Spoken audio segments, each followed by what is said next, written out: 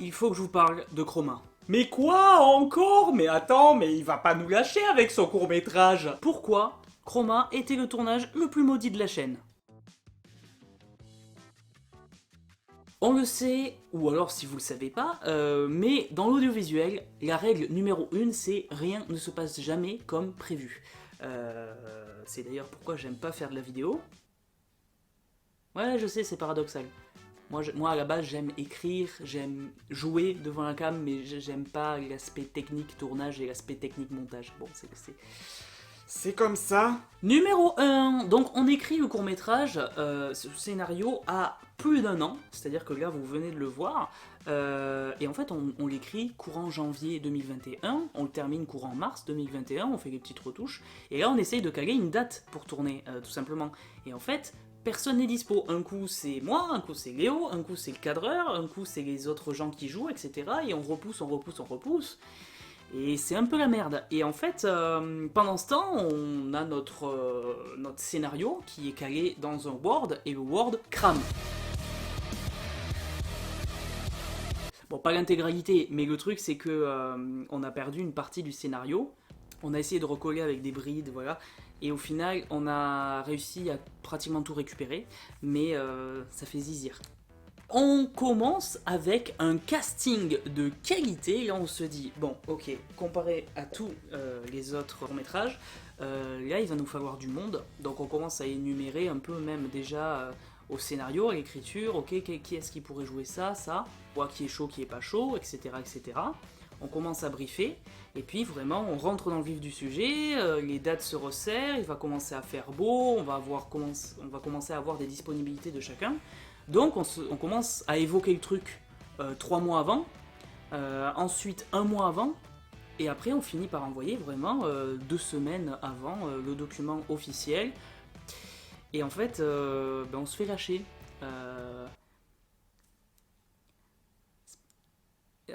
En fait, pour vous expliquer, on n'a pas une grande marge de manœuvre, on n'a pas 8000 gens qui veulent faire figurant ou quoi pour nous. Ça se compte avec les potes, c'est petits courts-métrages. Il y en a une qui dit « Ah non, mais je pars en vacances », un autre qui dit « Ah mais je pars en vacances », il y en a un qui dit « Eh, j'ai des problèmes de santé », et donc, je vais pas cracher sur eux, hein, tant pis. Sur le nombre de gens qui étaient disponibles, et ben en fait ça se réduit de ouf. Donc on commence à permuter certains scénarios, on enlève, on supprime, il y en a qu'on fait en voix off ou en vraiment voilà que sonore et on fait pas gag visuel. Et à force de permuter les rôles et tout, on réussit à reconstruire un truc. Et là, on se dit c'est bon, ça tient, on a réussi à carrer le truc, tu vois. Et là, on en a un qui nous dit finalement, j'ai un repas de famille de prévu, donc du coup, je pourrais pas venir. Mais si tu viens pas, c'est tout le court-métrage qui tombe à l'eau. Et on avait quand même, mine de rien, des gens qui viennent de Toulouse, de Paris, du Sud pour faire. Pour venir tourner, tu vois. Et eux, pour le coup, ils ont bloqué leur week-end et tout, ils sont là.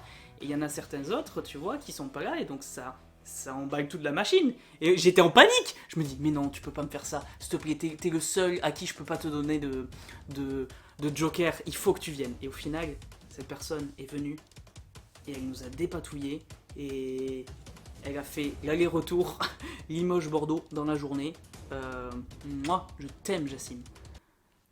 Numéro 3, à peine une semaine, vraiment, mais une semaine avant de tourner, on s'était tout calé, j'avais fait les repérages, etc. Je me visualisais bien par rapport une fois que les personnes sont calées, le matos, les accessoires, les plans de cam et le repérage des lieux. Et en fait, une semaine avant, voilà, y a des travaux sur la place où on voulait faire la scène du banc. Bon, littéralement une semaine avant, on a des barrières qui font tout l'espace du lieu, et je me dis, c'est bizarre ça, je me rapproche et je vois marqué, les travaux débutent tel jour, et ils arrêtent à tel jour. Et en fait, ils arrêtent, ils débutent, c'est vraiment aux environs, mais c'était pile le jour du tournage. C'est-à-dire que le week-end d'avant c'était bon, le week-end d'après c'était bon. Le jour du tournage, il y a eu énormément de vent. Mais quand je vous dis énormément, c'était même pas censé être prévu comme ça. On a en fait une allée de véhicules, et derrière ça débouche sur une cour avec derrière un bâtiment en tôle, et bien sûr énormément de vent qui frappe la tôle.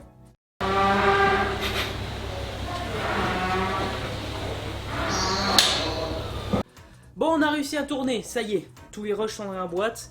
Il n'y a pas de corruption de carte SD ou quoi, on récupère tout, c'est bon. Donc on a passé le plus dur, le moment chiant, le dérushage, l'étalonnage des plans, parce que la première partie est en couleur, effets spéciaux, et ensuite tout le reste en noir et blanc.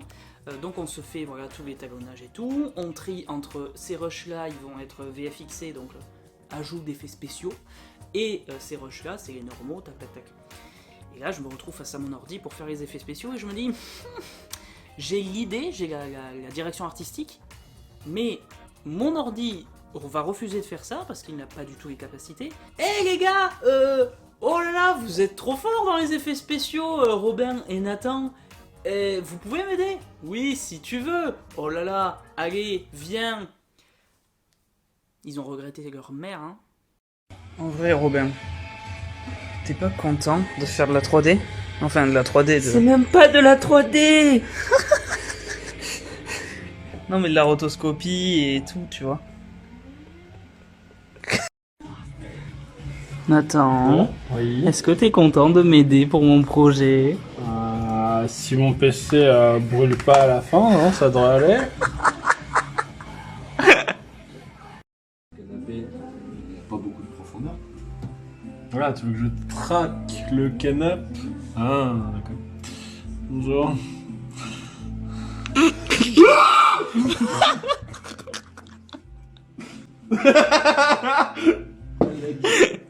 Non mais ça va aller les gars. Non, mais ça va, mais Ça fait combien de temps que tu es sur ce plan? 3 heures. J'ai eu du coup le fameux rôle du client ultra chiant qui dit ça un peu mieux, ça un peu plus gros, ça machin, ça je le voyais pas comme ça. J'ai fait toute la direction artistique et eux ont vraiment fait vivre les effets spéciaux.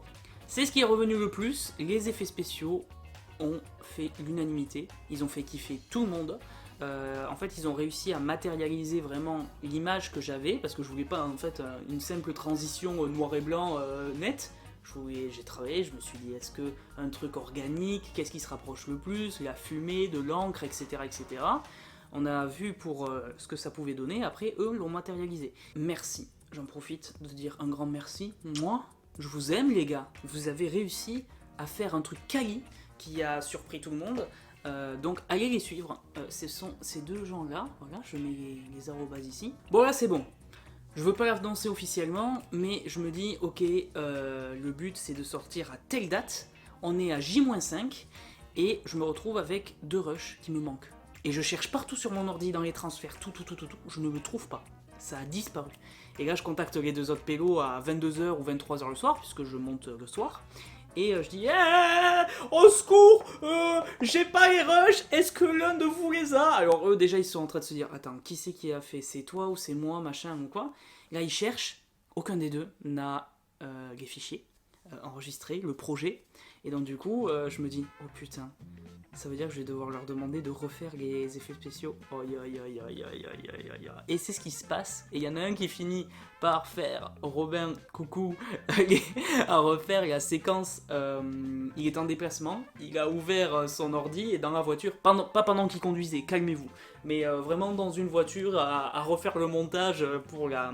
Il me semble que c'était la séquence de la corbeille de fruits. Et terrible quoi. L'intégralité du tournage a été décalée, après la post-production aussi, les VFX, le montage, etc. Et donc je me suis retrouvé en mode alors vous pouvez s'il vous plaît m'aider, je ne veux pas à tout prix pour ce soir parce que je veux pas être dérangeant, mais je le veux pas non plus pour fin de semaine. Arrive l'inévitable où le logiciel de montage crash. Ah! Action. Mais vous avez repeint ma voiture de la mauvaise couleur. C'était saumon que j'avais demandé, pas gris. Eh ben, il y avait bien marqué saumon sur le pot. C'est moi ou il a dit voiture? Sale con hein. Il t'empêche pas de faire le focus, je suis en train de me dire? Si, complètement. Mais t'inquiète, j'ai les triples derrière. C'est un métier plus dur. Non, en gros, on tourne avec un anamorphique, mais si tu veux, t'as beaucoup moins de recul et pour faire le focus, c'est un enfer. Non, je comprends, mais c'est un métier plus dur qu'on entend. Pardon. Mais j'ai rien fait!